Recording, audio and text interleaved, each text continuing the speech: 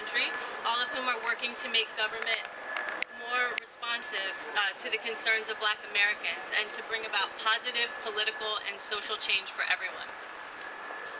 I'm sorry, could you stand for a second? He's actually pulling that. Please. I'm just, you know, you can't politicize race. Honestly, it's disgusting. So, we're here today because less than 2 weeks ago, on the eve of the passage of historic healthcare reform, grassroots supporters of the Republicans' agenda gathered on the Capitol lawn to protest the legislation. Some represented legitimate concerns about, the cost of the bill, and they raised, legitimate concerns. But others spewed racist rhetoric, and they harassed elected officials. Congressman John Lewis, a hero of the civil rights movement, was called a racist slur. Congressman Emanuel Cleaver, who is also Black, was spit on as he walked through the crowd. Congressman Barney Frank was called a homophobic slur and mocked because of his sexual orientation. And throughout that weekend, members of the Republican caucus stood on a balcony above the protesters, leading them in anti-reform chants and pumping their fists in the air to keep them agitated, aggressive, and riled up.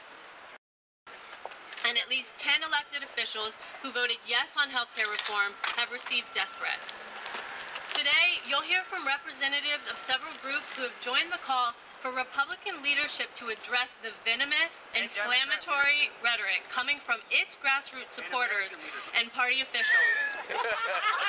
We're here today to demand that Republican National Committee Chair Michael Steele, Congressman John Boehner, and Senator Mitch McConnell denounce the bigotry and hatred that have been ongoing significant characteristics of the Tea Party, and tell those who embrace these divisive and un-American beliefs.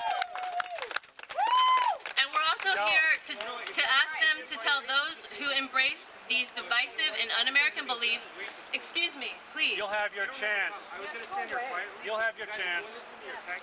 You're physically pushing signs. We're here to ask Republican leadership to tell those who embrace these divisive and un-American beliefs that they have no place in the Republican Party as members or as leaders. We also ask that these leaders make it clear that the fear-mongering and coded appeals to racism that have stoked this atmosphere will not be tolerated from Republican officials.